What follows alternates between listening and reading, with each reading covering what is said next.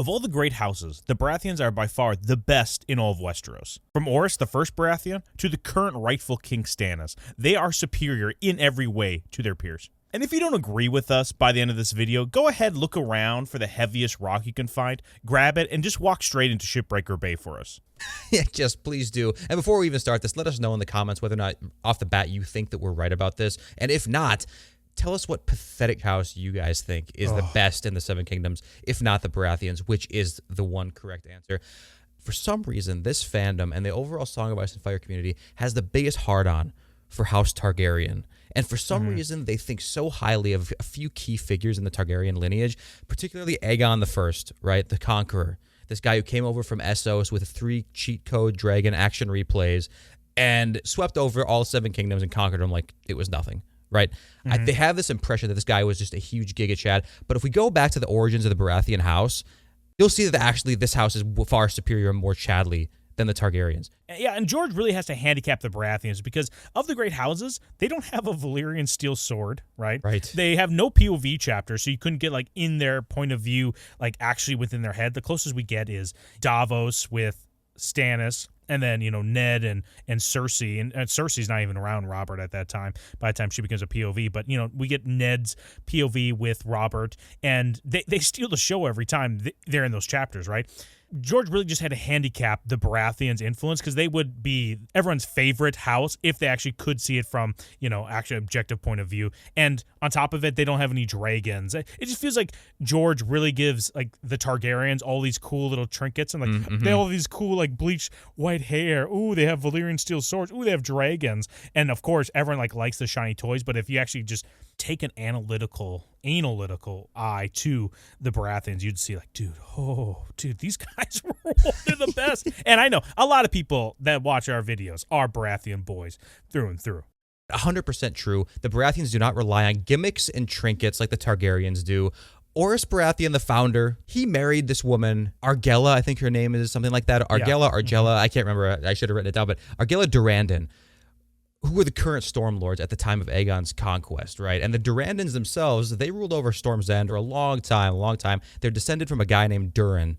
And dude, he was literally a hung Chad in the Age of Heroes who fucked and married a girl against the will of her parents, who are literal gods, according to legend. Literally gods. So in revenge for that, they killed Durin's family. So he basically took his nuts out and declared war on the gods, set up camp right where they didn't want him to, right in the center of what would be now called Storm's End, right? They destroyed castle after castle that he built to, just trying to put up a little rebellion against these gods until he basically ripped his shirt off and revealed his shredded physique and said, like, all right, you know what? No more slave labor, no more, like, hired hands. I'm going to build the 7th castle completely by myself from the ground up, and that one became Storm's End, and all the pathetic storm gods couldn't take it down, dude. They just couldn't. They could not. Yeah, it's like Bran the Builder might have helped out, allegedly, maybe, but I don't buy that. I think maybe that was like a charity case for him, you know, make him feel important. If anything, if he was even there, it's like, I do good. I freeze water in big spot in the north. I make a big wall. I make castle for you. And Orys like, or not Orys. And Durin's like, I get in on the planning, I guess. You can be present, right? That's the most of it. Anyway, that's how that whole thing was established. That's how Storm's End came to be. And his long line of Chadley descendants ended with this woman named Argella Durrandon, who Orys Baratheon, who's actually the bastard half-brother of Aegon the Conqueror, they got together and they produced what would be the Baratheon family from there forward. How is there not a higher T origin to your family? It is a high T origin. And just like you said, Durin Godsgrief, the building of Storm's End is the most like physical and metaphorical dropping your dick on your pissed off in-laws, right? He literally makes, I'm not a big proponent of everything that looks like phallic has to be like penis related, but this is quite literally him building the biggest penis that he can, just be like, dude, you cannot break this thing. This is mine. And I love the Stormlands because it really just separates the wheat from the chaff. And that's where you see with House Durrandon, which is like the predecessor to House Baratheon. You know, that's where they get their sigil and words. But yeah, House Durrandon then basically is ruling the Stormlands until you get these dragons that come in. And the whole battle between Orys and Argilac, the last Storm King, it is a battle 1v1. Orys doesn't use dragons to take him out. He actually fights him and actually is able to best him in combat. And because of the storms, is able to somewhat neutralize like the dragon's effects within the battle at Storm's End. So I'm trying to think of a good analogy of it or a comparison where, yeah, you have a guy that's like, screw you, gods, I'm going to take your daughter. And then later, basically, a more Giga Chad version of that, the Baratheons come around for the Durandons and just like do one step bigger, right? They're basically the same thing. Like, oh yeah, I'm going to take out the last Storm King, and I'm going to take your daughter, right? Well, dude, it's like the Sith. It's like the Sith. It's like yes, exactly, the rule of two. It is. It's like the rule of two, and like the legacy of it carries on. Like Durin was like if you view it on like a macro scale, right? Like Durin and then the Durandon family, they're like the Sith master, and then the Orys Baratheon that comes around is like the Sith apprentice. And it's like, yeah. Storm's End is such a fortified castle that it wouldn't be able to be penetrated by anybody, especially not during the time of, well, I guess I shouldn't say especially, but it was not getting penetrated by anything that Aegon or Orys were doing traditionally. And it's actually a super Chadley move of Lord Durandon at that time to decide to leave his fortified stronghold to like take a 1v1 on the battlefield. And to me, that's kind of like the Sith master facing down the Sith apprentice. Like, dude, are you worthy of taking me out? You took my daughter basically without my permission, with her consent, of course, but without my permission, in the same way that Durin did with, my own family's epic history. Right. So I'm gonna hear you out, and I'm gonna see if you are worthy of striking me down. Then yeah, dude, like you're the successor, you're the heir, dude. The Baratheons are like, honestly, because again, he is the bastard son of Aegon Targaryen, Aegon the Conqueror's father. It's like the legacy of old Valyria that this fandom is so obsessed with, mixed with the fusion of the pinnacle of the first men, that would be Durin, and the daughter of the gods, dude. That's like the ultimate culmination. That is the reality, man. What people want the Targaryens to be, that is what the Baratheons actually are. They are the Targaryens unburdened by what has been. No incest. Yeah, exactly. No incest. Exactly. Well, that's what people like Bloodraven is, because he's like the mix of the old blood and then old Valyria, right? And you have this perfect balance of it's cool. Ice and fire in this guy. Yeah. What about the storm and fire? The storm and blood. Yeah. Screw ice and fire. We're storm and blood here on this channel, dude. And I love fire and thunder, man. That's like fire and thunder, baby. Yeah, I love it. Yeah, and there's something else you were bringing up about Orys. Oh, just the fact that it's kind of you can put a funny spin on this whole thing that Orys just. Yeah, I kind of like your sigil and words. I'm just gonna rebrand your whole thing here, Durandons, and just call it Baratheons. But even the name, Durandon's awesome. What an awesome sounding name. Yes. Baratheon, what a great sounding name. George has a really good talent of making amazing sounding last names, and you'll listen to like fantasy, especially modern fantasy, because I kind of try to lump George into like newer fantasy, and not always compare him to Tolkien, because he's just in his own field. But you compare him to, I know J.K. Rowling is a lot younger audience than George's, right? But yes, look at the last names. Like, he is by far the best. Even The Witcher, and I kind of almost give him a pass because he's from a different country, but the name Baratheon, when you hear that, it moves, dude. Oh, it's moving. Like, you hear that? Like, it moves big time. It's even Renly Baratheon. It moves for the name. Absolutely. Well, dude, it's true, and it doesn't sound cringe. That's one of these things. Like, go watch Rings of Power, man. Go watch Rings of Power, and try not to cringe at any of the fucking names that they decide to create for that show. And honestly, man, even the way they deliver the names of established legacy characters from Tolkien. Yeah, listen, that's not so bad. That was pretty cut and dry. But yeah, a lot of names in fantasy come off super, super cringe. But he has like this nice balance of something that sounds like it's from the real world in the past, but it has like a little mystical flair on it in a way. But it also helps that he uses real life names too in the mix. Like, sure, the name Eddard is kind of weird, but to like shorten that to Ned, it's very like down to earth and real. It almost sounds like, in real life, you could say that's where the name Ned came from. That's like a linguistic origin of the name Ned. Same thing with like, right. John. Like, that's obviously it's a biblical name to us, but it's like, okay, John is like a super old name apparently in this Westeros world too. Like this, it seems like something that could actually progress into the real world we have today. And like it's all this stuff that happened in Westeros is like magic, real events that are lost to time. It's like that down to earth. I totally agree. The Baratheon's like the pinnacle of that. Yeah, it's not like the Tyrells, which is the name that just reminds me of Blade Runner every time I hear of it. But the Tyrells take over for the Gardeners. Gardener is such a name, like leaves me wanting. But Durandon, dude, that's a cool name. That by itself, but then come over the top with Baratheon is just, dude. I love it. And another thing about like just the Stormlands in general, it's such a hard place to live. It really separates the depressing losers from the base bald.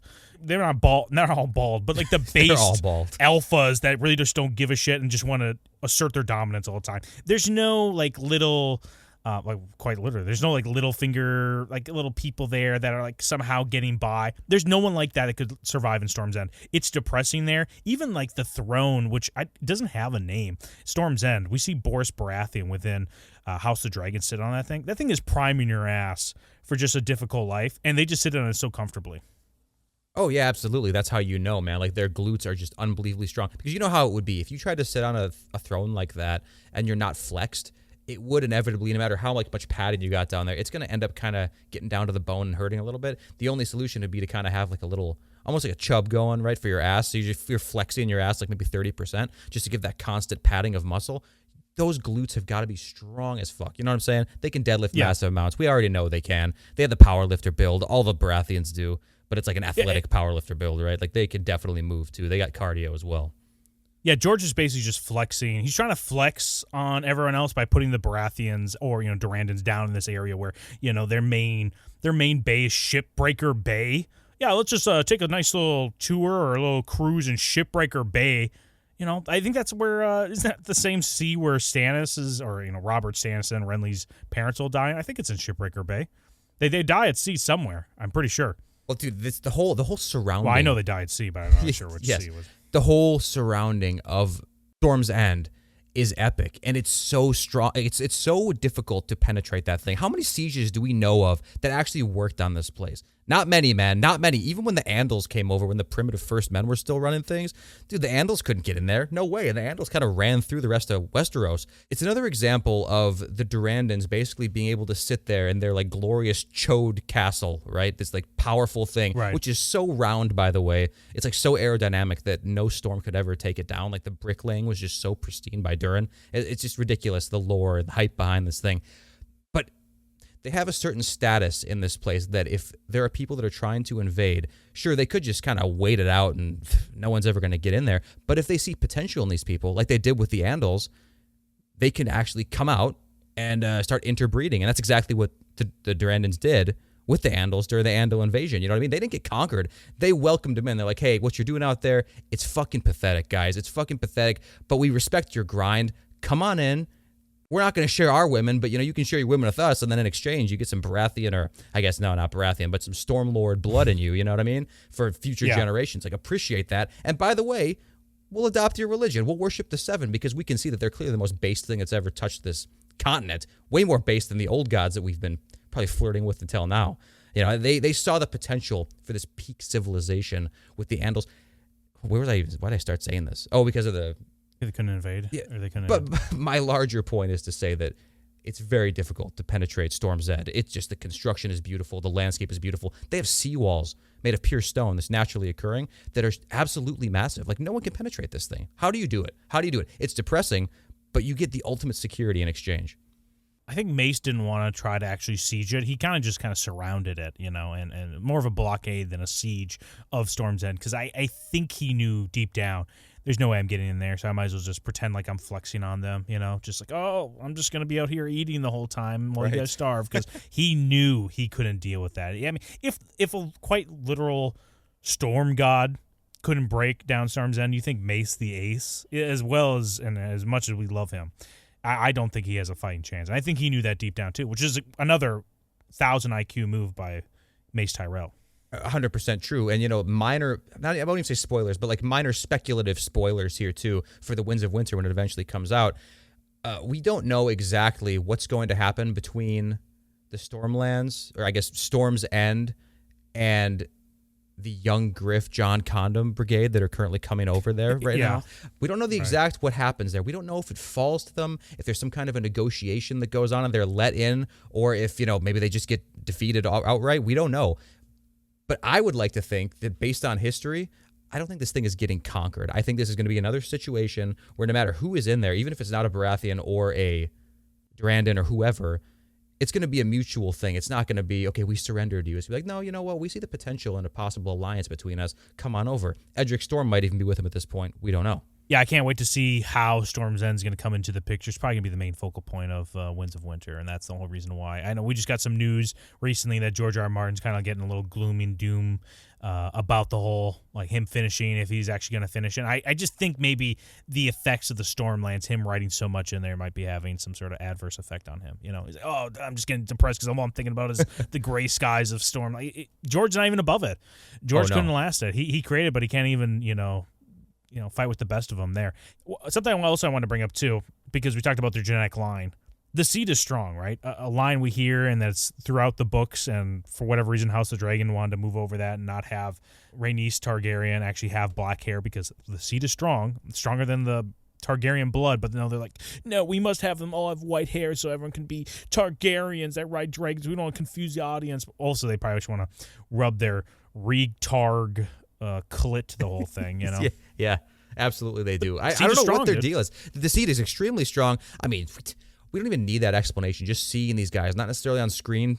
They kind of a letdown sometimes on screen, but in book, man, look in the modern day. The big three brothers. Well, I guess it's really the big two. Honestly, dude, if Renly wasn't like hanging his head off the side of the bed and getting his uvula speed bagged by Loras Tyrell's dick like 99% of the time and shaving himself, maybe he could be included in the big three. But no, he's got the natural aesthetics, dude. He looks like Robert, right? That's just a show version, dude. There's nothing in the books that make you think he's taking it. Okay, he's probably gay, but they made him a bottom in the TV show. I want to think he's a top. All right, so it's like a 2.5. Let us know down in the comments. Where is he, top or bottom? Renly Baratheon. I'm poisoned by the show. I kind of think he's a bottom, even if he's a big guy. But regardless, man, look in the modern day, dude. Robert, Stannis, we don't even need to go into their accomplishments here. Robert successfully achieved possibly like some of the most epic story feats in the entire Song of Ice and Fire franchise, man. The Demon of the Trident. Just go watch any of our other Robert videos, and we jerk him off constantly, and we jerk each other off too, Robert. Same with Stannis. What this family has culminated in is amazing. Unlike basically every other house, I think, at least off the top of my head, in A Song of Ice and Fire, you end up having some kind of an oafish figure, or you have like a little shithead who can't do, like a Joffrey Lannister, not Joffrey Lannister, it's Joffrey Baratheon, coincidentally, but it's not really a Baratheon, right? So you have a character like that for all these big houses that are somehow slimy or schemy, or maybe even just weak and pathetic. Every house has one. I can't think of a single Baratheon that's like that in the entire lineage. Like, sure, you have Baratheons that have anger problems and like don't respect authority correctly and take matters into their own hands, and it doesn't always end well. Yeah. But that's not the same thing as like a little shyster conniver who is sadistic and gets off on torturing people. It's not like that. For the most part, the Baratheons stay true. Like, that seed is super, super strong. Yeah, the seed is super, super strong. Also, like you were saying, like the feats that, Robert has.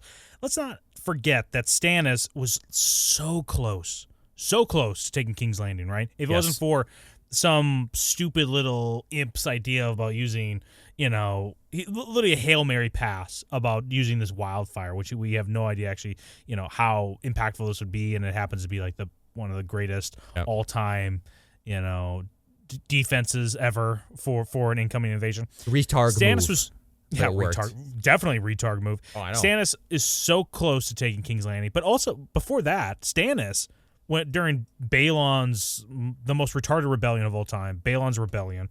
Stannis beats the Greyjoys in their own element. Think about that. Stannis, how much of like a ship-faring guy is he that he just decides, like, his brother Robert's like, you go and take him in the sea, Stannis. And Stannis is like, yeah, I'm going to crush them. And he does, like, how awesome is that? Who else has done that?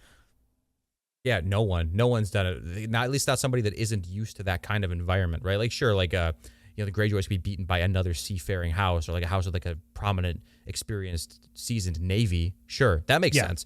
But for this kind of thing to happen, dude, it's, as much as we shit on the Greyjoys, it's not like they don't have a formidable fleet and like a formidable navy. We know they do. That's their thing. That's their one thing. They're disgusting, but they do have good ability in that one area. So it's like, dude, yeah, it's actually a really big feat, dude.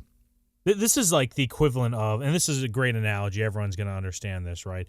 Imagine if, you and your brother at some party, and this guy somehow is just doing some rap. He's known for his rap battle, and then you just tell your brother, you're like, yo, go beat this guy in a rap battle. And your brother, who really doesn't rap all that much, just takes a couple of seconds. He's like, oh, let me get myself together here. And then he just lays down this like 8 mile, like, clap back on this guy. And you're like, holy shit. Oh, fuck. What the fuck? He had this in his back pocket the whole time, And they're like, holy shit, the guy that was known for rapping the whole time just got crushed by my brother, who I just told 2 seconds ago to get into this thing. And he's crushing him right now. Yeah, Stannis rules. Robert, again, like if we take a second here to after we stop glazing Stannis to get back onto Robert here. Right. We had a video on this, and it's like actually a pretty good video, I think. Robert Baratheon's rebellion is better than Aegon Targaryen's conquest, right? Of course. Robert's feat of taking down this legacy dynasty basically by himself, like rallying the troops. And I say by himself because he had to rally the troops, for this cause. It's not an easy thing to be like, oh yeah, I'm just going to quickly, I feel like it was pretty easy to get everyone on board to fight against the Targaryens, right? Like, okay, when they first invaded during Aegon's conquest, because like, yeah, they're an impending doom. We should all do something about this. With Robert, he had to get everybody off their asses, like get them like, hey, dude, isn't this kind of screwed up? This guy is doing this stuff. Like, we should definitely fight against him. They're like, it just sounds like you got some marital issues. Like, chill out, dude. Right. And then Robert's able to like, defeat some of his own sworn houses in I think it's the Summerhall battle, right? Where he has like 3 battles in one day. Three in the like, same okay. day, man. Back to back to back. Yeah. In that situation, it isn't even like the Dance of the Dragons, right? Where you have these impending nuclear threats where you have to act like, okay, if I don't pick a side, I'm just going to be collateral damage. I'm just going to be lost in the mix because my neighbor houses on both the left and right of me have already chosen a side. Like, what's going to happen to me? I have to choose a side. Otherwise, I'm screwed. So you had all these houses in that era kind of, well, they were reluctant too, but they ended up choosing a side. And by the way, House Baratheon choosing Team Green, super based. Correct. Right on brand. But in the situation of Robert's rebellion, yeah, like there wasn't an impending doom necessarily. It was kind of like, sure, the Mad King was, going crazy, but it really wasn't affecting the small folk very much. It's not like they were feeling the repercussion of it. Like from their point of view, it's like if in the United States here, you hear about the president like calling a governor or something like that in there and lighting him on fire with wildfire and then having his son be choked out while trying to reach him. Like, it's pretty screwed up. But I mean, unless it was overtly political, which in this situation it wasn't. It was literally just it was like a senile whatever. It's like, I would hope, I guess, that Congress would step in and try to oust this guy, but that's not the situation we're dealing with here in Westeros. This is like a feudal system. Yeah. So if it's just these select few people that are in charge and it's not affecting me, I don't care what they do. They can kill each other all day long.